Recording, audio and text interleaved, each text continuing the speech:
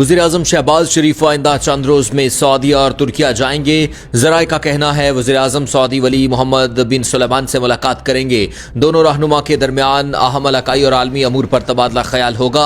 अमरीका और ईरान के दरमियान जारी मुज़ाकरात को आइंदा लाहे-अमल, मशरिक़ वुस्ता की सूरत हाल और खित्ते में कशीदगी कम करने के इम्कानात पर भी बातचीत होगी। सऊदी अरब के दौरे के बाद वज़ीर-ए-आज़म तुर्की का भी दौरा करेंगे।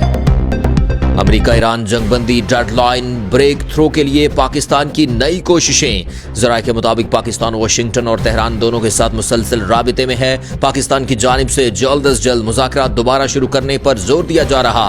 पाकिस्तानी काविशों का मकसद जारी जंगबंदी के इख्तिताम से पहले काबिल अमल मुफाहमत तक पहुँचना है, मुमकिन तसादुम से बचना है। ज़राए का कहना है सूरत हाल की संगीनी देखते हुए पाकिस्तान चाहता है डेडलाइन से कबल मुज़ाकरात मुमकिन हो।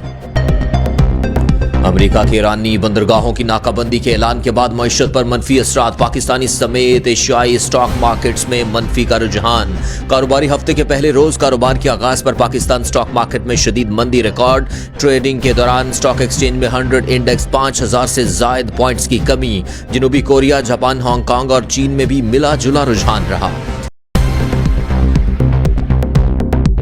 पाकिस्तान के सिक्योरिटी इदारे अंदरूनी और बैरूनी खतरात के नबरदाज़बा होने के लिए दिन रात मसरूफ़ अमल हैं। पाकिस्तान के सिक्योरिटी इदारों की मौसर कार्रवाई, भारतीय सरपरस्ती में जासूसी में मुलविस 3 अफराद गिरफ्तार कर लिए गए। सिक्योरिटी ज़राए का कहना है पाकिस्तान के सिक्योरिटी इदारों ने भारतीय खुफिया एजेंसी रॉ के लिए जासूसी में मुलविस अफराद को गिरफ्तार किया। गिरफ्तार मुलजमान का ताल्लुक नारोवाल, बहावलपुर और जिला नीलम से है। दाता दरबार तोसी मंसूबे में